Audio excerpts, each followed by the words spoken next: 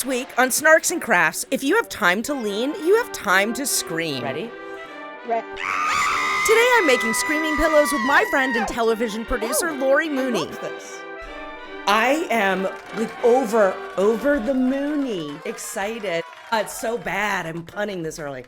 I am so excited to welcome my guest today, and I will let you know that I've been journaling about you. Yes. Wow. And here's what I wrote. 4-time Emmy award-winning producer, The People's Court, and Karamo. Perfect weirdo, but I didn't even have to say that because we can see the perfection of your working mind in the background of your home. And then I wrote, we met as talent agent assistants 20 years ago as our first job out of college. And then I drew a picture of you and I having to go to the hospital because we rolled our eyes so far in the backs of our heads working for our bosses that we died. So I'm just so excited after 20 years to catch up.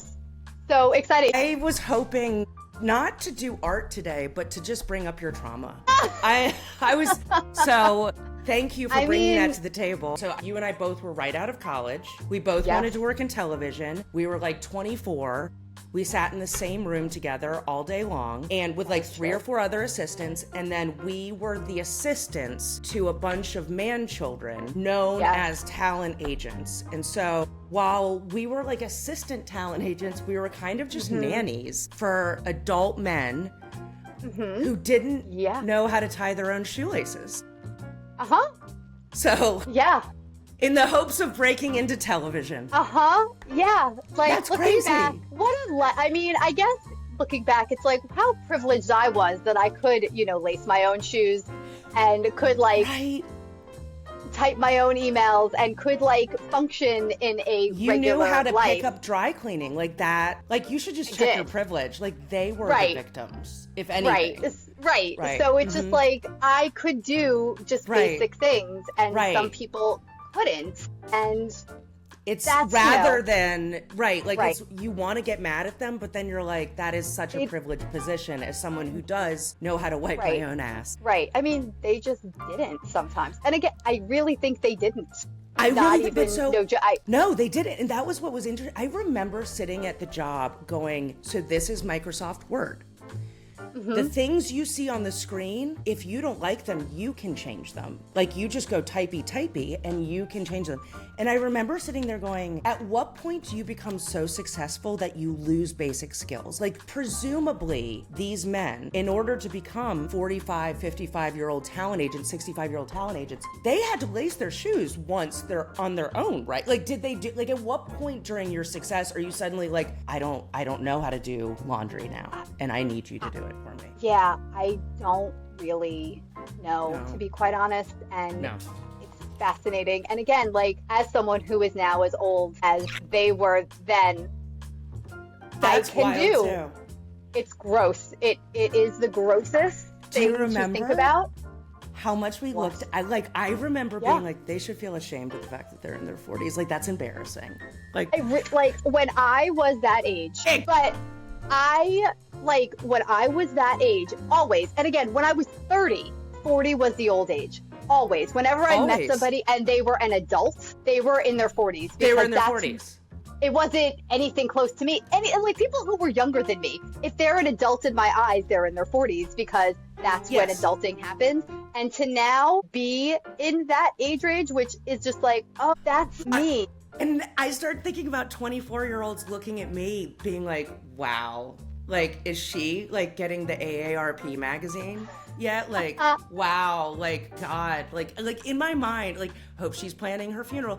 I thought that was so old. And I thought by this age, I would be the talent agent with an assistant doing things for me because I was going to be that level of powerfully dumb. And instead, I'm unemployed with a podcast. It's crafts time! You had the option of picking a lot of different crafts projects. There was tinfoil hats, there were tampon animals, there were friendship bracelets for our enemies, but you chose screaming pillow.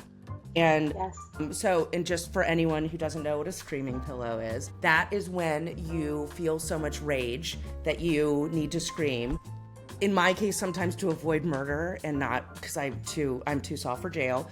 But so if you have a screaming pillow, I wrote, if you have had enough, scream into this tuft. So the screaming pillow is here. And then I wrote, Lori, why did you pick a screaming pillow? Claire screamed. So I was curious what about the screaming pillow that we will now decorate and prepare to scream into. What about that spoke to you? What about that scream to you? I am in a downward spiral in my life currently because I used to be a big time television producer. And then the show I worked on got canceled. And so you now, used to be employed. Yeah, I used to be employed and like salaried and like, you know, had like a future. Stability. Yeah. Working toward all of the above. A career. Right. And now I have nothing. And maybe I will never have anything again. And so just my whole life is, well, let's just scream about everything. Because that's all I care about. You know, some people like scream about, you know, the world and like what is happening. And I'm just me, my life. What about me? I am screaming selfishly. I. Yeah.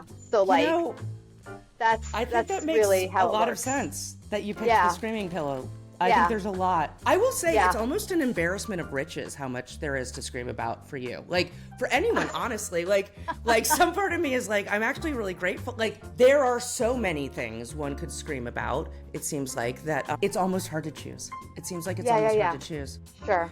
So but today you chose screaming pillow. So just to give everyone, so I sent Lori a care package in the mail. It had this bunny pillow in it and some markers. The bunny pillow I got on sale at Michael's, Miguel's craft store. You know, I could be screaming right now about Joanne Crafts going out of business. That still pisses me off. It's Joanne Fabric, not Joanne Crafts. Joanne Fabrics. You're true. That's very good point. I did love a Joanne. I loved a Joanne.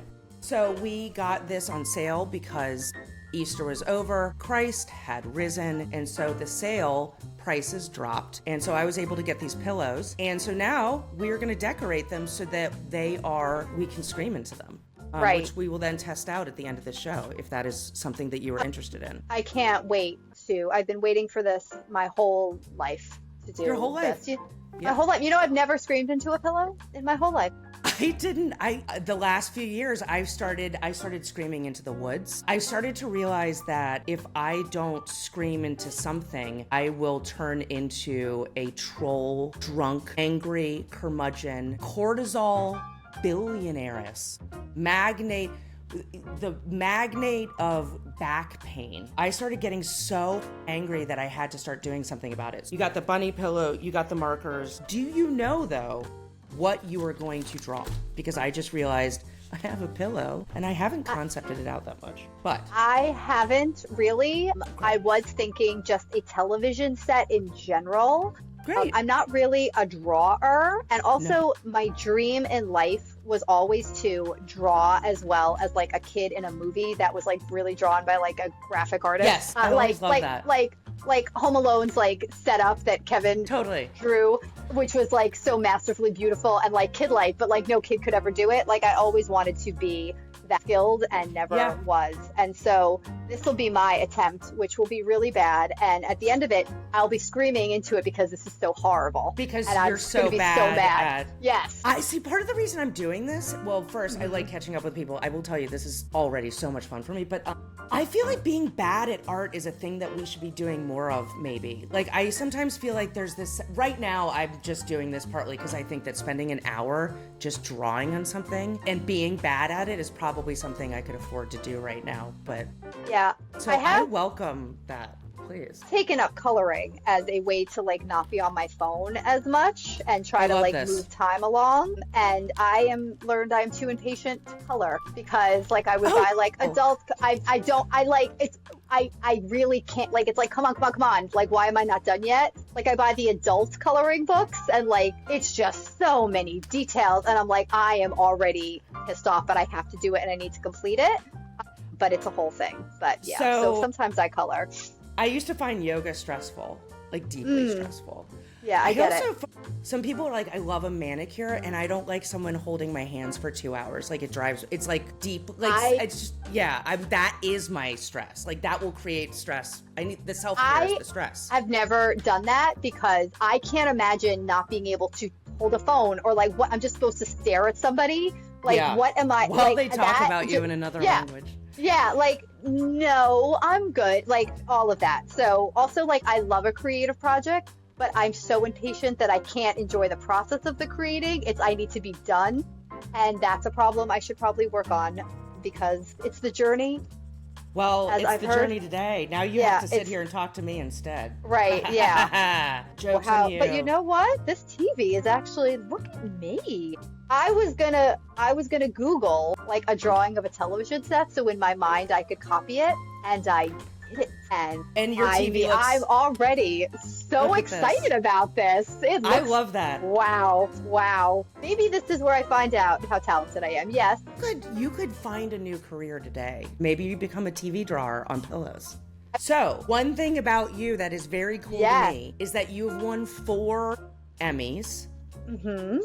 So you have 4 physical statuettes. I feel like at some point it'd be fun to make little, like, we can decorate those. Sure.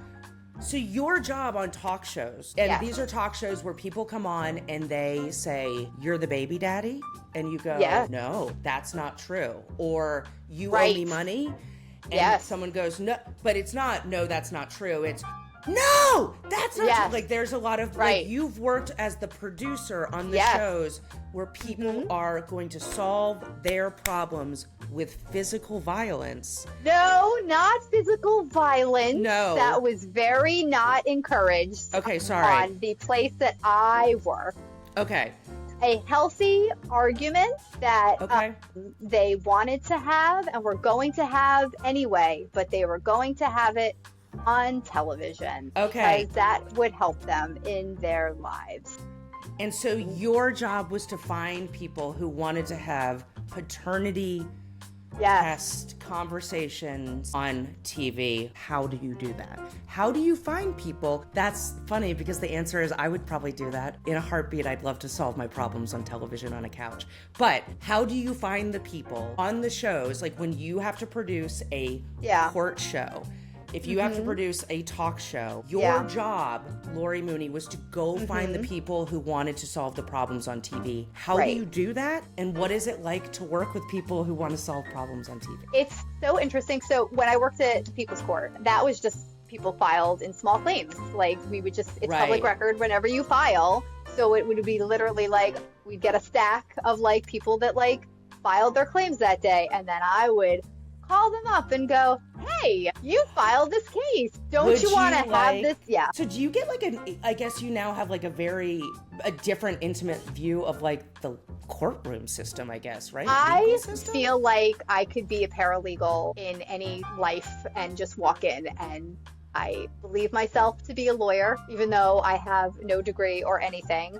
But I'm very well versed in landlord-tenant law and dog bites and who's at fault for what things. Okay. Just because I just lived in it, and it was a very healthy of like, I don't know if I'd be not lazy enough to file a claim against for $20 or be petty enough or care enough about really anything to go through the court system. But there are very, there's some people who really specific.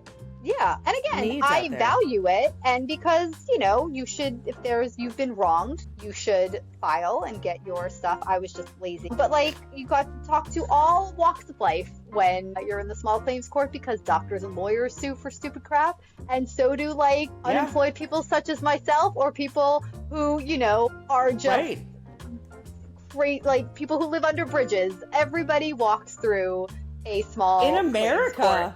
It's almost being American to sue someone for something tiny. Like that's the joy of being an American to some people, I bet. Yes. So it was just it's really just people telling people to be comfortable talking about their issues and forgetting that there's a camera in front of them and just wanting some help, whether it's Yeah. But like, and for the talk show, people would write in and go, I am having trouble with my boyfriend, or I don't know if he's the father. And then they were easier to get on the show because they've already called in. It's the other person that they're having the conflict with, which is always the problem. Okay, so you would get someone saying, I'm pregnant and I'm ready to find out who the father is. And then you have to go call the men who it could be. Yes. Okay. And also, you can't do DNA tests on pregnant people because the baby has to be out into the world. So just a little lesson in paternity tests. I mean, okay. I'm going to talk this out with you. So it's Mamma Mia. I'm describing the musical Mamma Mia. So I don't know who the father is. Now, in one world, I could sing songs about it in Greece and invite them all and do a musical about it called Mamma Mia. Yeah. In another world, it's now your job to go call the men and be like, would you be willing to come on a show and find out if this is yours? Yeah. How hard was that job? It was pretty hard because, I mean, it's easier men to take a paternity test sounds difficult. Again, not for your job. Right. Yeah, because why do they want to know? Why would anyone? Again, you're living your best life. Why you want to just now find out? Now you want to go on TV and find out, because even if it's not your kid, you're now on TV being like, I don't know. But also, like, in life, a schmuck who didn't wear a condom. Right, but without TV, you're living your life. You're being yourself. Then you want to be like, this woman I slept with 7 months ago had a baby and it might be mine, and now I have to care for it and stuff. Why? You don't want that. But now I'm just going to say, you're looking for a job. This woman has skills, okay? You know everything about the legal system. Sure. But then also, absolutely, you can convince men who don't want to know if they had a kid to come on a TV show and find out. Sure. I can't convince men to do it. That's a skill, I would say. I mean, but TV is dead, so where will I use it from now on? I don't know. I don't know. Because that's what I wanted to scream about a little bit, if you don't mind listening to my rant. Sure. I get really frustrated because I did not consent to the economy. Sure. Like I was born, and sometimes I'm grateful for that. Other times, whatever. Yeah. And now people are like, yeah, but the free market, and yeah, but you now need a job, and you have to go make money, and the S&P 500, and people will say things like economy related or the market, and I'm like, don't make this my problem. You came up with an idea called the economy. I think it's stupid. We have fruit growing on trees. Why do we need to make up this elaborate gambling math system just to make men feel good? And now you've invented it. It breaks every 5 years. It makes no sense to me. And now you want me to spend my life gathering wampum through this intricate maze, and now my career for the 800th time. Millennials, this is not the first time people have been like, well, you just need to reinvent yourself. I'm like, no, the economy needs to reinvent. I don't want anything to do with this. I don't know Adam Smith. I don't know who these people are, but I don't want anything to do with this economy. I did not consent to this. Do not put, I have so many non-marketable skills. And the fact that the economy does not like my skills should not be my problem. That is not the economy I want to know then. If I'm really nice to wait staff, that should be a marketable skill that I can make money on. I get told that I have great veins for blood draws, but none of these are things I can make money doing. You should tell more people that. That'll get you somewhere. I mean, do you think? Yeah, of course. If I were president, I'd change the economy so that you could get paid for that. Sure. That's what I'm saying. I mean, I think, when are you running for president? Is this happening or This was actually my announcement. Okay. I'm glad you were picking up what I was putting down. I am so honored. I am so ready for this. Yeah. Thank you. Okay. No, I mean, I'm going to be running on a nap platform, a platform of naps, a platform of snacks on every corner for free. But one thing I've always loved about you, and I remember thinking this, I actually admired very much your ability to just be you. And I remember, I'm truly at 24 almost being it's crazy that she's so confident in not having to follow crowds. I mean that truly. How many drinks have you had in your life? alcoholic or just in general? Because I've never had an alcoholic beverage in my whole life. You've never had an alcoholic beverage ever? Never. And wait, of course I meant in alcohol. Wait, you just said or in general? What, you can count the number of beverages you've had? Yes, I've only had 7 beverages in my entire life. Okay, hold on. I need to start testing this. Did it work? That was actually a really good scream. That was really good. Yeah, no, because the idea that you can name the number. Right. Yeah. I just tried a new kombucha today. Yeah. What is wrong with you? I love you so. No, but this is what's so perfect about you. Okay, so you can name. So, do you just drink water? Are you just really well hydrated? So also I only drink when I eat. My body is just like dry as like the Sahara because I have my sandwich and I drink water and that's done for the day. And I could go days without any beverage. Like sometimes I'm too busy and I haven't eaten so that I just won't drink. I remember when we worked together, you once said food means nothing to you. It is but sustenance. You do not care what you're eating, cooking. Like, I've traveled to countries to eat, literally specifically just to eat snacks and go home because I enjoy both culture and food. And I'm going to say this, and I'm scared to say it out loud. You don't care about food. Yeah. No, I have had. Tell me more about what it's like to not care about. I'll tell you, because I think I have figured it out, and I think you all people are living real stupid. Because also, food is expensive. You want to talk about the economy. You know how much money you're spending on food? And what is it? You spend all this money on food. You eat it. It's gone. You poop it out. You're paying to poo. It's done. It's out. You have nothing. You're saying the problem with food is food is a waste of money, because honestly, like, well, why would I spend money on something on that which will become manure? That's what. Also, I'm not going to drink. Like, again, I don't want to. Like, I can't. I don't drink because I need my mind intact. But I feel that. Why start it? It's not good. Why start something that's bad? See, what's bothering me about this conversation is you're making sense, and I don't like it. Because and this is what I used to. When I was 24, I was like, how does she not drink so much beer every night? Yeah. Like, and now of course, I'm like, oh, why did I drink like that? Yeah. Turns out I was very unhappy. Oh, right. Because I was babysitting a man-child for a living. Well, also, I was, but I outlaughed everybody at every party. I love being a designated driver. I've had drunk people in the back of my car so many damn times where it's just like, and I remember everything the night after and go, yeah, this is what you people did. And that's fun. But I'm not going to start any habits. I agree with that. Maybe in a moment we can test out the screaming pillows if you're feeling up to it. I had to take a year off of drinking in order to figure out why I was drinking so much. And in doing so, God, I had to sit with a lot of uncomfortable moments with myself where it was like, I'd go to a party and I'd be like, this is so uncomfortable. It turns out I hate small talk. So instead of just not going to the party where there's awful small talk and people I don't like, I would just go and be like, well, let me anesthetize myself. And so, I had to work through some of that. But the thing that now I'm too tired to drink, there's no bar or party that's better than my couch or my bed at this point. So don't invite me. If it's past 8 p.m., definitely don't invite me. But sure. I think what I found fascinating was when I cut out drinking, I all of a sudden was like, you can still dance on the bar. At the bar. You can still dance on the table.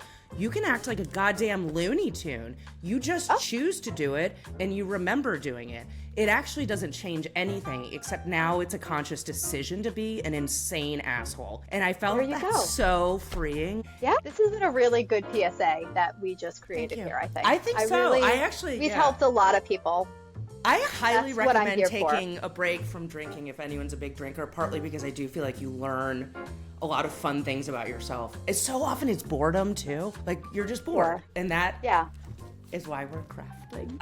I keep on saying I'm not gonna let Donald Trump turn me into an alcoholic. He is not. No, you can't. He doesn't drink, I know, which makes it all weirder to me, to be perfectly honest. Like the fact that he's sober doing some of this shit is wild to me. Also, the fact that he has any self-control, I don't know why. The fact that he's a non-drinker always shocks me for some reason. I mean, I will tell you, it is very easy to not do it if you've never done it. It's very true. You don't start it. That's the key to everything. Just don't do it once. Don't do it. No, because also most addictions create the need for themselves. And if I had it and if I like something, I need a lot of it. Anything. Yeah. I need so much. Yeah. Like, yeah. I like anything. Anything. I was about to say, like, let's look behind you. Like, you're, yes, I don't need, yes, yeah. No, I There used to be one figurine behind me, and then it was like, no, I need 100. Or like, you're a maximalist of all things. Beyond. So it's just like, if I don't want to like things. Like, if I don't start it, I'm going to like it a little too much. Wait, do we want to show off our screaming pillows? That. Look at me. This is. Oh my gosh! Look at you. So yours has a television. And then a laptop because that's where I apply to jobs that nobody calls me from, and then a bed because naps are killing us, and then squiggly lines just for funsies' sake. Well, that's what we're here to do. So I did. Your scream has risen because this was an Easter thing, but then I have the bunny. This was supposed to be yelling. It looks a little vomitous, but like at this point, I feel like that's probably how I am feeling if I'm using this pillow. But then I did a mouth that is, was supposed to be yelling, but it looks a little bit more Rolling Stones adjacent. But it says capitalist yellscape because right now I'm screaming about the fact both of us, it seems like, are screaming about the fact that at this point in my life, I thought I would be the talent agent or CEO who didn't know how to tie my own shoelaces or use Microsoft Word. But instead, I'm unemployed with a crafting podcast and back problems and, in perimenopause. So how would you feel about testing out our pillows? And then we can call it a day. I am ready. Can you still hear me? I can hear you. Fucking A. My cat just attacked me. And it's so fun. I'm ready. Would you like to try to scream? Oh my God, I'm ready. Okay, so I'm just going to give you one or two scenarios, and then we can scream about them. Okay, I'm ready. Lori, your former boss, whose name I won't name, is an adult man who just walked 3 miles, and now he needs you to take the shoes off his feet, also known as sweat cups, and put new shoelaces in for your job at the talent agency for $10 an hour. Ready? Oh, I loved this. Okay, here's the next one. Lori, a fascist pedophile is bombing Iran, and now there's no more TV jobs in America. What does that make you want to do?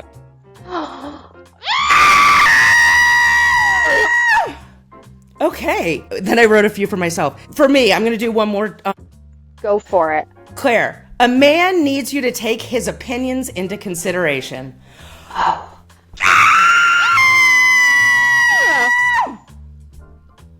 To be honest, I feel a little bit better. This is really good. I do actually, kind of. I don't scream much, so this is really helpful. My hope for this is that this can now, your screaming pillow, can now have a place behind your figurines, next to your Emmys, tucked away where it can, collect us. But maybe you'll pull it out from time to time and use it. I think this is the best idea ever, and I feel so at peace now. This was very therapeutic. That's great. I love this for both of us. Thank you so much. Thank you so much for coming. Thank you so much for being here. This was truly super duper duper fun. And thank you so much for inviting me.